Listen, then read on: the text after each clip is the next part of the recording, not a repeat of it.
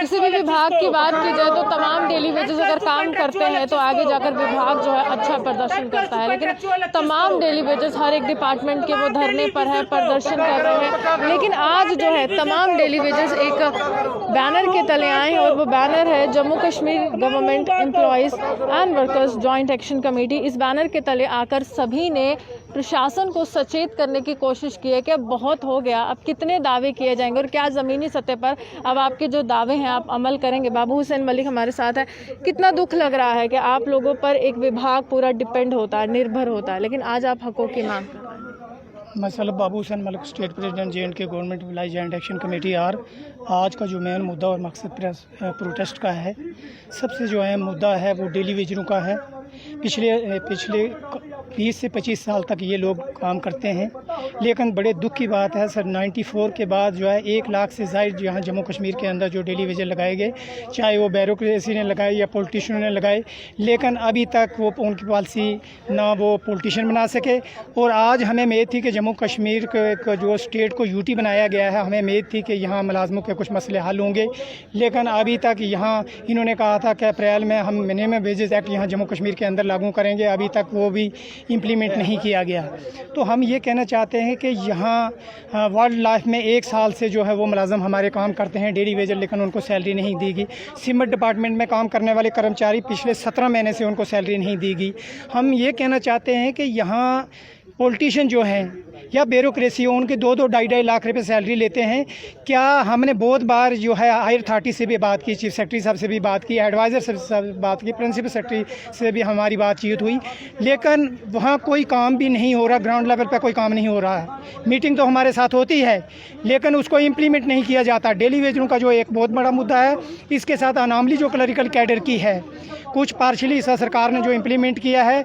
हम ये कहना चाहते हैं कि 15 कैडर की नामली सरकार ने 1/1/1996 से नोशली और मॉनिटरी 19/2000 दी है, और 2 इंक्रीमेंट है जो सरकार ने जो विदल्ट किए हैं उनको रिस्टोर किया जाए। रेगुलाइजेशन कंट्रेक्चुअल टीचर और लेक्चर जो हैं होम गार्ड में काम करने वाले या SPO जो हैं 35,000 जम्मू कश्मीर के अंदर SPO लगाया है, उनको कितना दे दे 6,000 और 10,000 और 18,000। मुझे एक परमानेंट मुलाजमों को 70,000 रुपया सैलरी लेता है, आप काम उसको 100% लेते हो, सैलरी उसको 40% देते हो। ये बहुत बड़ा इनजस्टिस है इन लोगों के साथ। हम कहते जी आपको कोरोना वॉरियर का दर्जा मिला है, लेकिन आज आप भी धरने प्रदर्शन पर, सैलरी तो नहीं मिल रही है ना, सिर्फ ड्यूटियां ले रही है गवर्नमेंट। जो 50 लोगों को उन्होंने सैलरी देनी, 50 एक बंदे को सैलरी देनी होगी ना, वो हमारे 100 बंदे को दे रहे होंगे, वो हमारा 100 बंदा उसमें काम कर रहा होगा। 2700 रुपये पे आज आप भी बोल रहे हैं कौन सा घर चला रहा है। आज इतनी महंगाई के दौरान कितनी महंगाई बढ़ गई है। अब काम काज तो सभी का बंद है, जैसे ट्रांसपोर्टर का बंद है, दूसरों का बंद है, घर कैसे चलेंगे लोगों के। हम लोग तो खुदकुशी करने पे मजबूर हो गया। तभी हम सभी इकट्ठे होकर आज एक गवर्नमेंट को संदेश देना चाहते हैं कि गवर्नमेंट इन पे सख्त से सख्त संज्ञान लेके इन लोगों के लिए हमने कोई पॉलिसी बनानी। देश में बेटियों के लिए बहुत सी योजनाएं आती हैं, आपको लग रहा है कि देश की इस बेटी की गुहार केंद्र तक पहुंचेगी? अभी तक तो पहुंची नहीं है।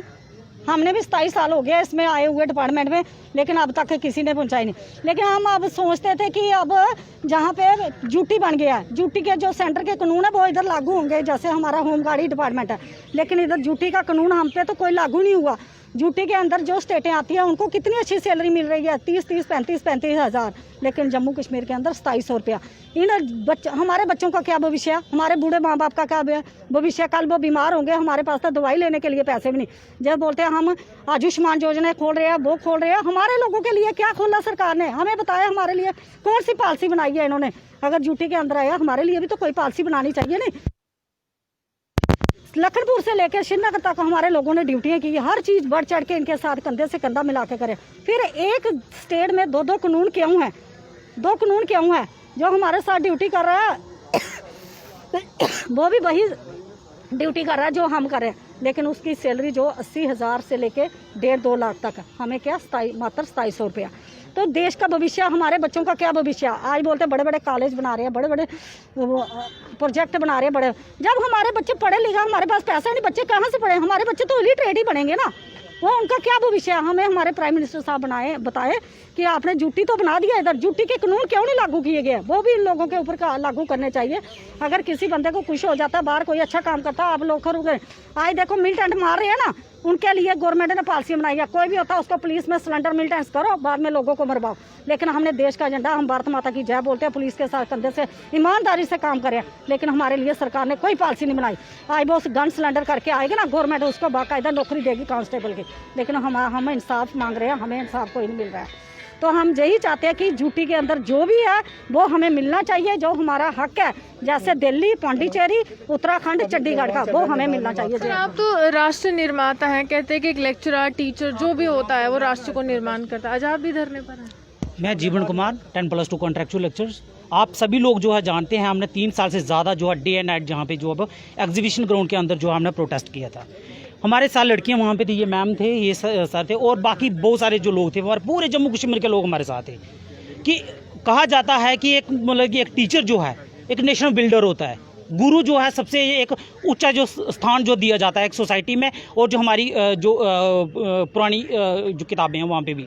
लेकिन मैं बताना चाहता हूँ कि यहाँ पे जम्मू कश्मीर में एक टीचरों को, एक पढ़े लिखे यूथ को इन्होंने 3 से ज़्यादा साल तक जो है जम्मू के अंदर जो है वो डे एंड नाइट जो है ग्राउंड के ऊपर जो बैठा के रखा है। बोलते हैं पढ़ाओ पढ़ाओ, किसको? हम लोग एक क्वालिफाइड लोग हैं, स्कूल में हम बच्चों को पढ़ाते हैं, अच्छी शिक्षा देते हैं। हमने ऐसे बच्चों को भी पढ़ाया जो आज जो है वो एक परमानेंट जॉब जो है, अच्छी जॉब जो है वो उन्होंने ली हुई है। और कुछ ऐसे भी लोग हैं जो IAS जो KS ऑफिसर भी बने हुए हैं। लेकिन जिन्होंने उनको पढ़ाया वो सड़कों के ऊपर हैं, और जो पढ़े हैं वो एक अच्छी पोस्ट के ऊपर हैं। तो मैं आपके इस चैनल के माध्यम से अपनी जो हमारे जो माननीय उपराज्यपाल जी हैं गिरीश चंद्र मुर्मू जी, और हमारे PM ऑफिस में बैठे हैं दिल्ली में जितेंद्र सिंह जी, उनसे ये अपील करता हूँ, हाथ जोड़ के विनती करता हूँ कि सर प्लीज़, हमें उम्मीद थी कि आपने यूटी जो है जम्मू कश्मीर में यूटी जो बनाई है, और उस यूटी के सारे जो नॉर्म्स जो होंगे, जो रूल्स और रेगुलेशंस जो होंगे, उसके तहत जो हम लोगों की जो एक रेगुलाइजेशन जो थी हमें उम्मीद थी। लेकिन स्टिल अभी तक जो है वो अभी तक उसका फ़ायदा जो है अभी तक हम लोगों को नहीं मिला। तो प्लीज़ हमारी ये आपसे विनती है, बार बार हम लोग आपसे मतलब गुजारिश करते हैं, विनती करते हैं, प्लीज़ हमारे एक जेन्युइन केस है, और जिसको जो है हमारे फार्मर जो गवर्नर साहब भी उसको जो है अप्रूव कर चुके हैं। उन्होंने भी कहा था कि आपका केस जो जेन्युइन है, लेकिन उसके बावजूद भी अभी तक जो हमारे लिए कुछ नहीं मतलब गवर्नमेंट ने किया हुआ है।